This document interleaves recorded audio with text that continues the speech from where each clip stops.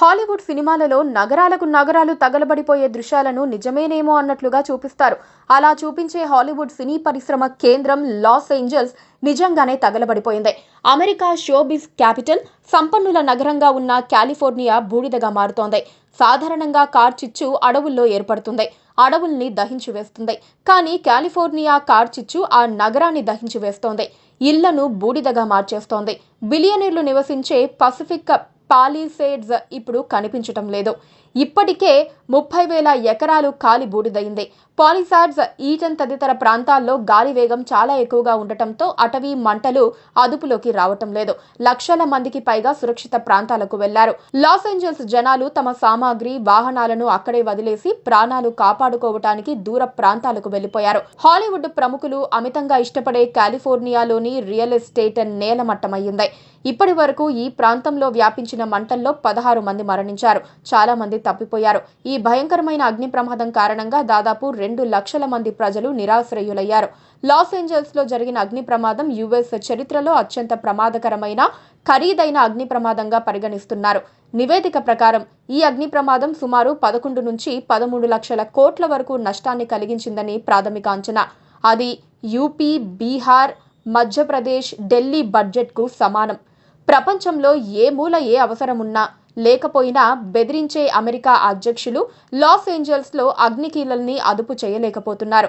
ఎంతో అత్యాధునిక వ్యవస్థ ఉన్న అగ్రరాజ్యమంటూ చెప్పుకునే అధ్యక్షులు విపత్తులు, విధ్వంసక చర్యలు ఎదురైనప్పుడు చేతులెత్తేయటం గమనార్హం.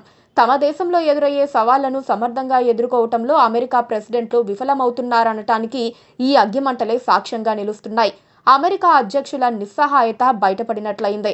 ఇంత పెద్ద అగ్ని ప్రమాదం ఎలా జరిగిందనే దానిపై కారణాలు అన్వేషిస్తున్నారు. అమెరికా నుంచి వచ్చిన వివిధ నివేదికల ప్రకారం బలమైన గాలులు, పొడి వాతావరణం దీనికి కారణం. ఈ ప్రాంతంలో పెరుగుతోన్న వేడి, ఎక్కువ కాలం కరువు, పొడి వాతావరణం వంటి వాతావరణ మార్పులు కార్చిచ్చు విస్తరించడానికి కారణం. శాంటా అనా గాలులు కూడా ఇంత పెద్ద ఎత్తున మంటలు చెలరేగడానికి కారణమని భావిస్తున్నారు. ఈ గాలులు భూమి నుంచి బీచ్ వైపు కదులుతాయి. గ్రేట్ బేసిన్ పై అధిక పీడనం ఏర్పడినప్పుడు, కాలిఫోర్నియా తీరంలో అల్పపీడనం ఏర్పడినప్పుడు శాంటా అనా గాలులు సంభవిస్తాయి. సాధారణంగా వాటి వేగం గంటకు 95 నుంచి 135 కిలోమీటర్లుంటుంది. కానీ కొన్నిసార్లు అది గంటకు 165 కిలోమీటర్ల వరకు పెరుగుతుంది. ఈ గాలులు సంవత్సరానికి అనేక సార్లు వీస్తాయి. ఈ గాలులు అడవి మంటలతో కలిసినప్పుడు భారీ విధ్వంసం సంభవిస్తుంది. ఈ మంటలను ఆర్పడానికి ప్రయత్నాలు నిరంతరాయంగా కొనసాగుతున్నాయి. గాలి వేగం తగ్గితే రాబోయే 2-3 రోజుల్లో దానిని నియంత్రించవచ్చని నిపుణులు అంటున్నారు. కానీ గాలులు అధిక వేగంతో వీస్తూ ఉంటే దానికి చాలా సమయం పట్టవచ్చు.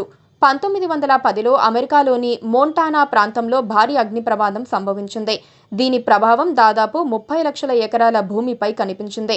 ఇందులో 87 మంది ప్రాణాలు కోల్పోయారు. ఆ తర్వాత ఇదే అతిపెద్ద అగ్ని ప్రమాదం. Please subscribe to KTV Telugu. KTV Telugu. KTV Telugu channel.